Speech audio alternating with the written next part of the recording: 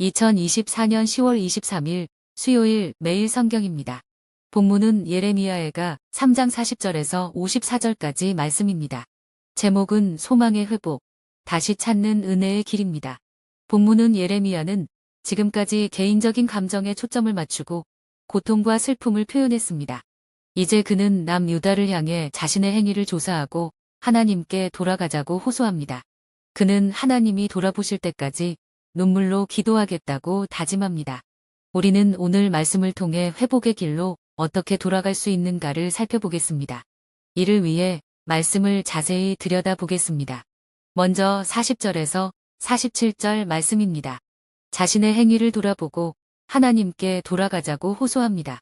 선지자는 마음과 손을 들고 하나님께 용서를 구하자고 말합니다. 회복은 자신의 죄와 악함을 인정하고 회개하는 것에서 시작됩니다. 회개는 자신의 죄가 얼마나 끔찍한지를 자각하는 것에서 시작됩니다. 변명하지 말고 자신의 치부를 그대로 인정하고 드러내야 합니다. 선지자는 하나님이 용서해주지 않으시면 진노를 거두지 않고 원수에게 완전히 멸절된다고 고백합니다. 그래서 그는 절박한 심정으로 하나님의 용서와 자비를 구하고 있습니다. 다음은 48절에서 51절 말씀입니다. 하나님께서 다시 자비를 베푸실 때까지 눈물로 간절히 기도합니다. 선지자는 유다의 멸망으로 끌려가는 백성을 보면서 쉼없이 눈물을 흘렸습니다.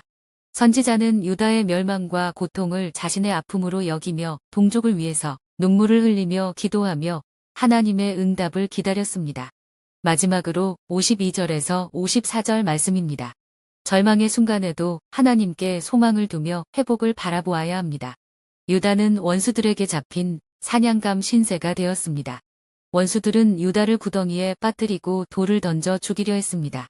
선지자는 구덩이에 물이 차오르자 도무지 살아날 길이 없게 되었다고 탄식합니다. 선지자는 모든 것이 끝난 것 같은 순간에도 하나님께 소망을 두며 간절히 기도했습니다. 오직 기댈 것은 하나님의 자비밖에 없었기 때문입니다. 원수들의 핍박은 끝이 없어서 멸절만 남았지만 선지자는 포기하지 않고 하나님께 부르짖습니다. 말씀을 맺습니다. 예레미야는 유다의 멸망과 절망의 한가운데서 회복의 유일한 길은 자신의 죄를 인정하고 회개하는 것임을 강조합니다. 마찬가지로 우리의 삶에서도 혼란과 어려움 속에서 자신의 잘못과 연약함을 겸허히 받아들이고 정직하게 하나님께 고백할 때 회복의 문이 열립니다.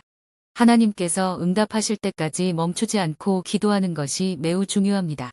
하나님의 은혜를 기대하며 지속적으로 드리는 기도는 결국 어려운 상황을 변화시키는 힘이 됩니다. 따라서 우리는 절박한 심정으로 하나님의 용서와 자비를 구하며 하나님 앞에 엎드리는 겸손한 마음을 가져야 합니다. 하나님께 소망을 두고 끊임없이 기도할 때 회복의 길이 열릴 것입니다. 묵상을 위한 질문입니다. 첫째, 예레미야는 왜 마음과 손을 들어 기도하며 용서를 구하자고 권했을까요? 마음과 손을 드는 행위가 어떤 영적 의미를 가지고 있습니까? 둘째, 예레미야는 유다의 멸망 속에서 멈추지 않고 기도합니다.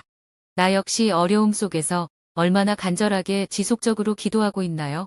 그렇지 않다면 기도를 중단하게 만든 이유는 무엇입니까? 묵상 적용과 실천입니다.